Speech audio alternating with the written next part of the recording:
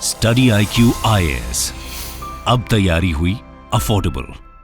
नमस्कार दोस्तों, स्वागत है आप सभी का स्टडी IQ में। मैं हूं आपका दोस्त राहुल सायगांवकर।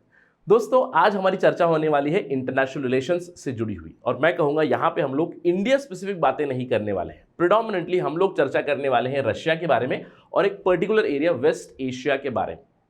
आप जानते हैं कि रशिया और यूक्रेन के बीच एक युद्ध चल रहा है फरवरी 2022 से ही। इनफैक्ट युद्ध अभी 277वें दिन एंटर हो चुका है, और इन 277 दिनों में हम लोगों ने देखा है एक सी सॉ बैटल। कभी रशिया का अपर हैंड, कभी यूक्रेन का अपर हैंड। रशिया ने 4 एरियाज एनेक्स किए, ये अनाउंसमेंट की, लेकिन पिछले 2 महीनों में मैं कहूंगा यूक्रेन ने रिटेलिएट किया हुआ है। यूक्रेन ने कुछ एनेक्स्ड एरियाज को लिबरेट किया है, ये बताया यूक्रेन इज ऑन ऑफेंसिव, और कहीं ना कहीं रशिया इज ऑन बैकफुट। और रशिया बैकफुट पर होने के कारण वो कहीं ना कहीं बौखला उठा है और कंटिन्यूअस मिसाइल अटैक्स चल रही है ओवर यूक्रेन। आप जानते हैं कि पिछले कुछ दिनों में, मैं कहूंगा पिछले 1 से 2 हफ्तों में, रशिया ने अपने मिसाइल अटैक्स बहुत ज्यादा बढ़ा दिए हैं। Specifically they are targeting the power centres, यानी कि यूक्रेन के जो पावर सेंटर्स है, यूक्रेन के पावर स्टेशन है, उनके ऊपर काफी अटैक्स बढ़ चुके हैं। स्ट्रेटेजी कुछ इस तरह की लग रही है क्योंकि winter is coming, winter has already come मैं कहूंगा, और यूक्रेन में काफी कोल्ड टेम्परेचर्स होते हैं। तो अगर पावर नॉकआउट हो गया, इसका मतलब यूक्रेनियंस की जो हीटिंग की रिक्वायरमेंट है वो फुलफिल नहीं होगी, और कहीं ना कहीं नेगोशिएशन हो सकती है। इस तरह की कुछ स्ट्रैटेजी लग रही है रशिया की, और यही हाईलाइट भी कर चुके हैं बहुत सारे एक्सपर्ट्स, पॉलिटिकल एनालिस्ट, जैसे some US officials and western officials think that neither side can win. ना रशिया जीत सकता है, ना यूक्रेन जीत सकता है, और कहीं ना कहीं एक स्टेलमेट होगा, और इस विंटर में यूक्रेन के ऊपर बहुत प्रॉब्लम्स आ सकती है। तो शायद कहीं ना कहीं इस विंटर एक डिप्लोमेटिक सॉल्यूशन निकल सकता है, प्रोबेबली अ सीज फायर। लेकिन आप जानते हैं कि यूक्रेनियन प्रेसिडेंट वोलोदिमीर ज़ेलेंस्की ने इस चीज को नकारा है, यानी कि उन्होंने कहा है कि मैं नेगोशिएट करूंगा, अगर रशिया में प्रेसिडेंट व्लादिमीर पुतिन नहीं कोई दूसरे प्रेसिडेंट है तो I am open to negotiation. लेकिन यूएस की तरफ से, यूएस एलाइज की तरफ से काफी ज्यादा प्रेशर भी बढ़ रहा है ओवर यूक्रेन टू नेगोशिएट। तो आने वाले दिनों में इसके ऊपर कोई डेवलपमेंट जरूर हो सकती है, तो वो तो जब भी होगी हम लोग चर्चा जरूर करेंगे, लेकिन ये हमारे डिस्कशन का एजेंडा नहीं है। जब से रशिया और यूक्रेन का युद्ध शुरू हुआ है, हम लोगों ने ग्लोबल पॉलिटिकल सिनारियो की दृष्टिकोण से एक चीज ऑब्जर्व की है कि ग्लोबल पॉलिटिक्स हैज डिवाइडेड। कैसे डिवाइड हो चुका है? एक डिवाइडिंग लाइन, एक फॉल्ट लाइन ड्रॉ हो चुकी है। एक तरफ है रशिया, दूसरी तरफ है यूनाइटेड स्टेट्स ऑफ अमेरिका और उनके एलाइज। इस तरह का डिवीजन हम लोगों ने देखा है। इनफैक्ट कई बार हम लोगों ने यह भी ऑब्जर्व किया है कि इस डिवाइड में एक तरफ है रशिया प्लस चाइना। कहीं ना कहीं चाइना का समर्थन जरूर है रशिया को, आउटराइटली चाइना ने समर्थन नहीं किया हुआ है, लेकिन कहीं ना कहीं एक एक्सेस जरूर डेवलप हो रहा है रशिया चाइना का। और दूसरी तरफ of course there is United States of America plus their allies, European Union plus their allies, right. तो इस तरह का हम लोगों ने वर्ल्ड ऑर्डर या फिर ग्लोबल डेवलपमेंट के ऊपर कई बार चर्चा की हुई है। लेकिन एक और चीज भी हम लोग ऑब्जर्व करते हुए आ रहे हैं, इस युद्ध की वजह से एक और बज़वर्ड भी आ चुका है, that is called as strategic autonomy, Isn't it? क्योंकि हम लोग कह रहे हैं कि बहुत सारे देश अभी अपनी फॉरेन पॉलिसी में स्ट्रेटेजिक ऑटोनॉमी को हाईलाइट करते हुए जा रहे हैं। India is a prime example. India के अलावा हम लोगों ने हाल ही में जर्मनी की भी डेवलपमेंट देखी। German chancellor Olaf Scholz visit कर चुके हैं चाइना को। तो आज हम लोग बात करेंगे इसी स्ट्रेटेजिक ऑटोनॉमी के चलते क्या इंपैक्ट हो रहा है वेस्टर्न एशिया के ऊपर, राइट। वेस्टर्न एशिया एक ऐसा रीजन है जहां पे एक तरफ रशिया है, रशिया के पास ही यूक्रेन है जहां पे युद्ध चल रहा है, और दूसरी तरफ you have European union and United States of America और उनके एलाइज जो इस पर्टिकुलर रीजन को सपोर्ट कर रहे हैं एज मेंबर्स ऑफ नेटो। और on the other side of course there is China as well which is growing its closeness with Russia. लेकिन इस फॉल्ट लाइन में एक बहुत बड़ा एरिया है वेस्ट एशिया, जहां पे इस युद्ध की वजह से, रशिया यूक्रेन क्राइसिस की वजह से कुछ डेवलपमेंट जरूर हो रही है। और आज हमारी डिस्कशन का मुद्दा यही है कि रशिया की relations in western Asian countries के साथ किस तरह इवॉल्व हो रही है। इनफैक्ट हम लोग एक सवाल उठाने वाले हैं, क्या इस क्राइसिस की वजह से, क्या इस युद्ध की वजह से रशिया डिप्लोमेटिकली गेन कर रहा है ग्राउंड इन वेस्टर्न एशिया? ये हमारी डिस्कशन का मुद्दा रहेगा, right. That is the agenda today. चलिए उसी मुद्दे पे चलते हैं और let us understand what is the relation of western Asian countries with Russia. Main countries के बारे में हम लोग बात करेंगे। आगे बढ़ने से पहले लेकिन आपको ध्यान रखना है कि हमारी सुपर लर्निंग डे सेल चल रही है 3 डेज, आज 28, 29, 30 3 दिन ये सेल चलेगी, जहां पे आपको हमारा जो फ्लैगशिप प्रोग्राम है फाउंडेशन बैच, आप जानते हैं कि foundation batch 9 it is starting on 30th November 2022 आज सुबह 8 बजे से क्लासेस शुरू हो रही है। अगर आपने एनरोल किया है अच्छा, अगर आपने एनरोल नहीं किया है तो this is the golden opportunity for you, क्योंकि हमारे कोर्स के ऊपर एक्स्ट्रा 1500 डिस्काउंट आपको मिलेगा। आपको बस एक काम करना है, you have to use my code Rahul live, RAHULLIVE without any spaces. अगर आप एक कोड इस्तेमाल करोगे 1500 रुपए का आपको एक्स्ट्रा डिस्काउंट मिलेगा। तो जल्द से जल्द यहाँ पे एनरोल करें। मुझे बताने की जरूरत नहीं है why you have to opt for this programme. क्यों? क्योंकि ये सबसे कॉम्प्रिहेंसिव और सबसे अफोर्डेबल प्रोग्राम है। आप जानते हैं अफोर्डेबिलिटी में और भी ज़्यादा डिस्काउंट यहाँ पे मिल रहा है, लेकिन यहाँ पे आपको उस प्राइस में 1000 घंटों से भी ज़्यादा आपकी लाइव क्लासेस चलेंगी, 1-to-1 मेंटरशिप आपको मिलेगी, ग्रुप मेंटरशिप आपको मिलेगी। आप जस्ट हमारे वेबसाइट पे जाइएगा studyIQ.com पे, या फिर हमारा ऐप डाउनलोड कीजिए गूगल प्ले स्टोर से, जहाँ पे आपको सारी इंफॉर्मेशन मिल जाएगी। And enrol soon as possible. केवल 30 नवंबर तक ये ऑफर रहेगा आपके लिए, right? Do avail that benefit.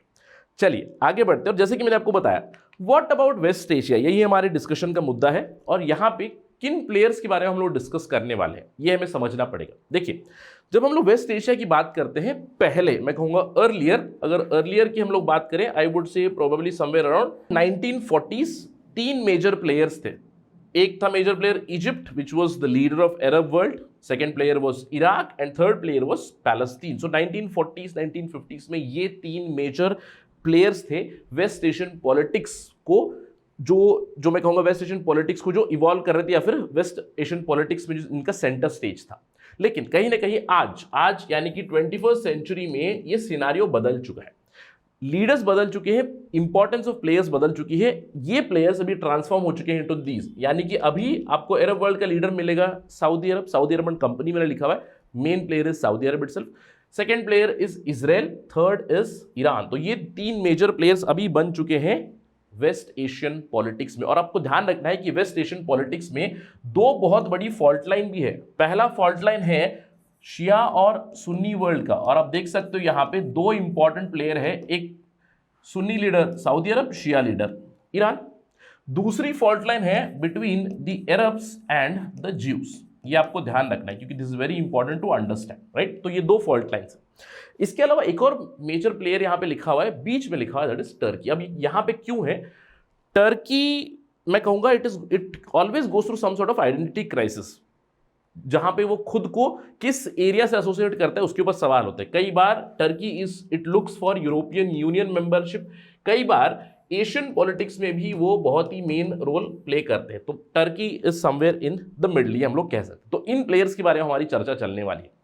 सबसे पहले शुरुआत करते हैं ईरान के साथ। ईरान दी शिया लीडर। अब यहाँ पे चीजें काफी क्लियर है, चीजें काफी ईजी भी है समझने के लिए। क्यों? क्योंकि ईरान ने अपना एक ऑलरेडी स्टेप ले लिया है।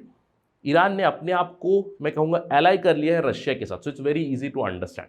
इनफैक्ट इस युद्ध के बाद मैं कहूँगा रशिया का जो भी हो, अगर सीज फायर हुआ इस युद्ध के बाद, रशिया को जो ब्रीदिंग स्पेस चाहिए थी कहीं ना कहीं इस विंटर में मिल जाएगी। उसके बाद वापस when it rejuvenates it would find a major ally in Iran. क्यों? क्योंकि ईरान ने साइड ले लिया है। ईरान ने ऑलरेडी सप्लाई कर दिया है ड्रोन्स टू रशिया। हम लोगों ने देखा है इन ड्रोन्स को रशिया ने इस्तेमाल भी किया है यूक्रेन में। इनफैक्ट ईरान ने एग्री किया है कि हम और भी ज्यादा मिसाइल्स और ड्रोन सप्लाई करेंगे रशिया को। In turn Russia is going to supply Iran with Su-35 Sukhoi 35 fighter jets. और अगर ये फाइटर जेट्स मिलेंगे तो जो पावर डायनामिक्स है इजराइल और ईरान के बीच, उसके अंदर भी बहुत ज़्यादा बदलाव हो सकते हैं। यानी कि ईरान की एयरफोर्स कैपेबिलिटी और बढ़ सकती है। और आप जानते हैं कि मेनली ईरान और Israel, that is the Arab world versus the Israel ज्यू वर्ल्ड, इसमें ईरान और इजराइल की काफ़ी टसल चलती है, राइट? तो ईरान का कहीं ना कहीं एक अपर हैंड जरूर हो सकता है। So Iran is very simple because Iran and Russia they have found out a common ground over Syria and Ukraine warfare, अभी जो चल रहा है उसके ऊपर। So Iran is quite easy. What about the next player? What about Saudi? देखिए, मैं नहीं कहूंगा कि सऊदी और रशिया के रिलेशंस बहुत ज़्यादा इवॉल्व हुए हैं इस क्राइसिस के दौरान, लेकिन इस क्राइसिस में हुआ क्या है कि यूनाइटेड स्टेट्स ऑफ अमेरिका और सऊदी के बीच जो रिलेशंस थे, जो उसके बीच एक दरार जरूर पड़ चुकी है। कहीं ना कहीं उन दोनों के बीच दूरी बढ़ चुकी है। Again connected to the war itself, क्योंकि हम लोग जानते हैं कि इस युद्ध में क्या हुआ है, क्रूड ऑयल के प्राइसेस बढ़े हुए हैं। तो क्रूड ऑयल का जो लीडर है, मैं कहूँगा जो ओपेक है, oil and petroleum exporting countries, उसका लीडर है सऊदी अरब। ओपेक प्लस में Saudi Arab it deals very closely with Russia, ये आपको पता है। और सऊदी का एक उद्देश्य ये होता है कि क्रूड ऑयल के प्राइसेस $80 प्रति बैरल से थोड़ा सा ऊपर रखे, 80 से 90 के आसपास रखे, राइट। तो यहाँ पे बाइडन गवर्नमेंट यानी कि यूएस गवर्नमेंट ने सऊदी से रिक्वेस्ट किया था not to cut their production, right, to maintain the oil prices और to lessen the oil prices. और यहाँ पे सऊदी और उनके जो एलाइज थे उन्होंने यूएस की रिक्वेस्ट को नकार दिया था, जिसके प्रति एक रिफ्ट जरूर डेवलप हुई है यूएस और सऊदी के बीच। इसके अलावा आप जानते हैं कि Saudi was already brokering some sort of deal. You do know USA और ईरान के बीच जो न्यूक्लियर डील है उसको कहीं ना कहीं ब्रोकर करने की कोशिश कर रहे थे सऊदी अरब थ्रू इराक, राइट। इराक के लीडर थे मुस्तफ़ा अल खदीमी, और पिछले महीने मुस्तफ़ा अल खदीमी के जो प्राइम मिनिस्टर थे उनकी सरकार खत्म हो चुकी है, नेक्स्ट सक्सेसर आ चुकी है, और इसकी वजह से ये जो स्पेशल चैनल नेगोशिएशन चल रही थी वहां से भी सऊदी अरब ने एक कदम पीछे ले लिया है। तो हम लोग मोर और लेस ये कह सकते हैं कि जो ईरान की न्यूक्लियर डील थी वो बैक बर्नर पे जा चुकी है, उसका कोई रेजोल्यूशन इस साल तो नहीं होगा, probably next year will wait. But यहाँ पे रशिया और सऊदी की क्लोजनेस के ऊपर ज्यादा कुछ डेवलपमेंट नहीं है, बट कहीं ना कहीं यूएस और सऊदी के बीच एक दरार जरूर आ चुकी है, और इस चीज को Russia might harness very very soon. इसके अलावा टर्की, अब टर्की और रशिया के बीच still there is problem, right. Although Turkey और रशिया के रिलेशंस डिसेंट थे पहले, लेकिन युद्ध के बाद, जब से युद्ध शुरू हुआ है तब से हम लोगों ने देखा है कि Turkey has already supplied arms and ammunition, Turkey has supplied tanks to Ukraine, यानी कि टर्की ने अपना एक कदम ले लिया है। और वेस्ट एशिया में टर्की, अभी आप जानते हैं कि Erdogan has vowed to start a ground invasion in Syria. और सीरिया की जब हम लोग बात करें, सीरिया क्या है, Syria is ally of Russia, और इसके चलते रशिया ने रिक्वेस्ट भी की थी दैट यहाँ पे वायलेंस नहीं होनी चाहिए थी। Russia says it respects Turkey's concern, क्योंकि आप जानते हैं कि टर्की में एक ब्लास्ट हुआ था जहाँ पे 3 लोगों की मृत्यु हुई थी, और इस ब्लास्ट को एट्रीब्यूट किया गया था टू दी कर्डिश नेशनलिस्ट्स, और Kurdish nationalist who are there in Syria उनके ऊपर अटैक करेंगे ये कहा गया था। तो इस युद्ध के चलते मैं कहूँगा रशिया और टर्की के बीच जो क्लोजनेस थी या फिर जिस तरह के रिलेशंस थे उसमें और भी ज्यादा दरार दिखाई दे रही है, राइट। इसके अलावा सऊदी एंड कंपनी की जब हम लोगों ने बात की, Saudi and company means UAE, United Arab Emirates. सबसे बड़ा फायदा इस युद्ध का पहुंच रहा है यूएई को। क्यों? क्योंकि जो रशियन ओलिगार्क्स थे, आप जानते हैं कि रशियन ओलिगार्क जो बड़े बड़े बिजनेसमैन हैं जिनके पास बहुत सारा पैसा पड़ा हुआ है, सभी के ऊपर सैंक्शंस लगे हुए थे, तो वो नया ग्राउंड ढूंढ रहे हैं to buy property, to settle, to start businesses, और कहीं ना कहीं they have found out a new ground that is UAE. इसीलिए बहुत सारी खबरें ये आ चुकी है, rich Russian oligarchs who are trying to flee the sanctions, उन्होंने दुबई के प्रॉपर्टी रेट ऑलरेडी इन्फ्लेट कर दिए हैं। तो कहीं ना कहीं यहाँ पे हम लोग कह सकते हैं रशिया और यूक्रेन के बीच relations, specially trade relations, money related relations, investment etcetera, और भी आने वाले समय में बढ़ सकता है। इसके अलावा जो एक और मेजर प्लेयर था इजराइल। अब Israel has been a neutral player, जैसे इंडिया का स्टांस रहा है वैसा ही इजराइल का भी स्टांस रहा है इस युद्ध में। जब से रशिया और यूक्रेन का युद्ध शुरू हुआ है, इजराइल ने बहुत सारी ह्यूमैनिटेरियन असिस्टेंस दी हुई है, जैसे इंडिया ने भी ह्यूमैनिटेरियन असिस्टेंस दी है, इजराइल ने भी ह्यूमैनिटेरियन असिस्टेंस बहुत दी है, लेकिन अभी तक इजराइल ने आर्म्स एंड एम्युनिशंस नहीं दिए हुए हैं। और आप जानते हैं कि इजराइल में सरकार बदल चुकी है, again Benjamin Netanyahu is coming, और इस चीज पे रीसेंट खबरें ये आ रही है कि United states patience with Israel is slowly wearing thin, और कहीं ना कहीं इस चीज को रशिया जरूर एक्सप्लॉइट करने की कोशिश करेगा। तो आने वाले समय में विशेषज्ञ ये कहते हैं कि Israel even if they do not support Ukraine directly, कहीं ना कहीं वो खुद को शायद रशिया के साथ अलाई कर भी सकते हैं, स्पेशली बेंजामिन नेतन्याहू अगर आगे, और उनकी जो सरकार है, they might go for more and more trade relations with Israel. तो ये तो अभी कंजेक्चर है, स्पेकुलेशन है, बट यहां पे भी मैं कहूंगा यूएस और इजराइल के बीच जो एक दरार है उसको रशिया कहीं ना कहीं एक्सप्लॉइट कर सकता है। तो अगर हम लोग वेस्ट एशियन प्लेयर्स की बात करें तो यूएस के संबंध वेस्ट एशियन प्लेयर के साथ थोड़े से प्रॉब्लमेटिक होते हुए जा रहे हैं, और रशिया कहीं ना कहीं यहाँ पे ग्राउंड गेन करने की कोशिश कर रहा है। तो आने वाले समय में क्या हो सकता है, व्हाट नेक्स्ट फॉर रशिया? देखिए अभी फिलहाल तो मैं कहूंगा Russia geopolitically it is a पराया, यानी कि जियोपॉलिटिकली इतनी जल्दी रशिया की एक्सेप्टेंस होना अंडरस्टैंडेबल है कि वो नहीं होगा, राइट। क्योंकि G20 मीटिंग में पुतिन नहीं गए, G20 मीटिंग जो बाली में हुई इंडोनेशिया, वहां पे पुतिन डिड नॉट अटेंड। आने वाले समय में अगले साल G20 की मीटिंग होने वाली है इंडिया में। तो सवाल ये उठता है कि will Putin visit India for the G20 summit. और कहीं ना कहीं इस विंटर में अगर सीज फायर हुआ तो एटलीस्ट जियोपॉलिटिकली वेस्टर्न एशिया के दृष्टिकोण से पुतिन को काफी फायदा मिलेगा, क्योंकि वो जो दूसरे पराया स्टेट से, मैं कहूंगा जैसे कि ईरान हो गया, सीरिया हो गया, दूसरे जो पराया स्टेट से उनके साथ एक अलायंस जरूर डेवलप कर चुका है। तो Russia, China, Russia and other pariah states, their relations are growing extensively. Now in the mean time हमें एक और चीज के ऊपर भी ध्यान रखना चाहिए, क्योंकि पिछले 2 महीनों में ये जो डेवलपमेंट थी, पिछले 2-3 महीनों की डेवलपमेंट थी, जहां पे यूनाइटेड स्टेट्स ऑफ अमेरिका और यूएस के प्रेसिडेंट जो बाइडन काफी बिजी थे with the mid term election, जहां पे मिड टर्म इलेक्शन में अभी डेमोक्रेट्स की जीत भी हुई है, डेमोक्रेट्स को काफी हैंडसम रिटर्न भी आए हैं। तो कहीं ना कहीं आने वाले समय हम लोग ये कह सकते हैं कि Biden might again refocus his attention on the West Asian region. और आने वाले समय में सभी की नजर होगी दिसंबर 4 तारीख पे। क्यों? क्योंकि दिसंबर 4 पे अगली ओपेक प्लस की मीटिंग है, right. The next OPEC plus meeting is on December 4। Let us wait and watch कि क्या होगा।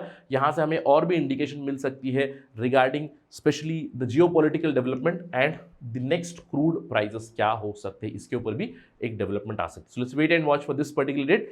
इस पर्टिकुलर डिस्कशन से आपको समझ में आ चुका होगा कि रशिया यूक्रेन युद्ध से कैसे वेस्ट एशिया की पॉलिटिक्स में एक डेवलपमेंट हो रही है, कैसे वो इवॉल्व हो रही है और कैसे रशिया और वेस्ट एशिया के रिलेशंस डेवलप हो रहे हैं। अगर कोई डेवलपमेंट आएगी इसके ऊपर हम लोग फिर से चर्चा करेंगे on study IQ, but that is it right now here. Thank you for watching this video. जय हिंद। स्टडी IQ IAS, अब तैयारी हुई अफोर्डेबल।